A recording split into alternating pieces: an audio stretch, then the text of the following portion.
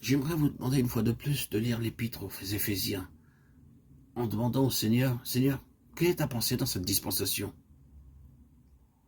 Croyez-vous que vous trouverez autre chose que le corps? Vous découvrirez que c'est la chose que Dieu construit aujourd'hui.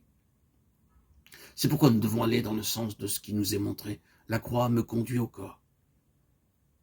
Et la croix préserve et purifie le corps de tout ce qui est naturel, de tout ce qui procède d'Adam. Loué soit le Seigneur, rien de ce qui vient de moi n'a de part en lui. Il est bon de voir que nous sommes en dehors de cela. Nous n'avons rien qui nous permette d'être orgueilleux. Si nous le sommes, nous en serons humiliés. Rien de ce qui vient de nous n'a de place en cela. Nous pouvons avoir une bonne opinion de nous-mêmes, avoir confiance en nous, accomplissant bon nombre de choses, mais souvenons-nous que rien de ce qui est en nous ou que nous pouvons faire n'a lieu d'être dans cette chose.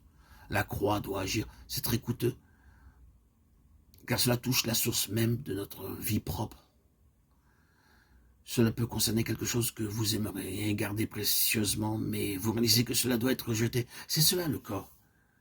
Vous réalisez alors que la question du mouvement auquel vous appartenez en tant que membre individuel doit être réglée. Il ne peut y avoir d'indépendant dans le corps. Le corps ne le permettrait pas.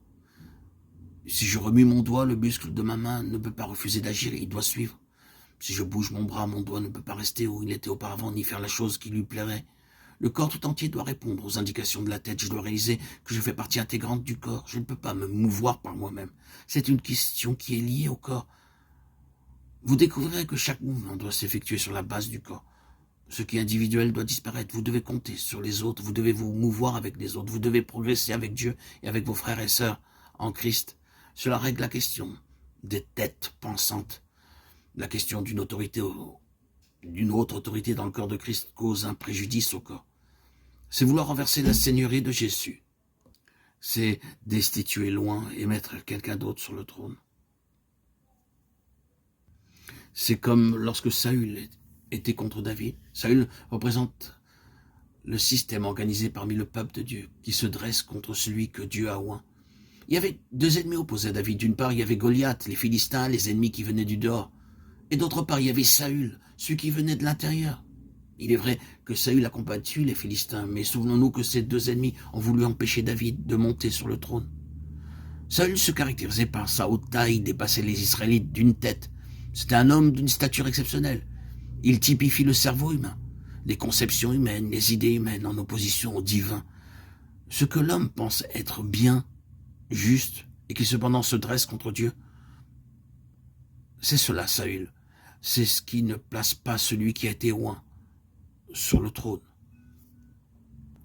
Et le jour est venu où David, avec une pierre dans sa fronde, a frappé la tête de Goliath. Il n'a pas touché la tête de Saül, mais à partir de ce jour-là, toutes les intentions, les pensées de la tête de Saül ont été frappées également. La puissance de Saül a décliné, le règne de Saül a pris fin lorsque Goliath a été mis à mort. La pierre qui avait touché Goliath avait aussi frappé à mort la tête de Saül. Il n'est pas nécessaire que nous frappions directement les systèmes des choses actuelles. Nous ne luttons pas avec ni contre la chair et le sang, mais si par la grâce de Dieu un coup mortel a pu être porté à notre ennemi spirituel, celui de l'extérieur, nous savons que les jours du règne de Saül sont comptés. Toutes les autres têtes couronnées doivent se retirer. Tous les autres rois doivent capituler. Le trône doit être donné à David. C'est ce que Dieu fait aujourd'hui.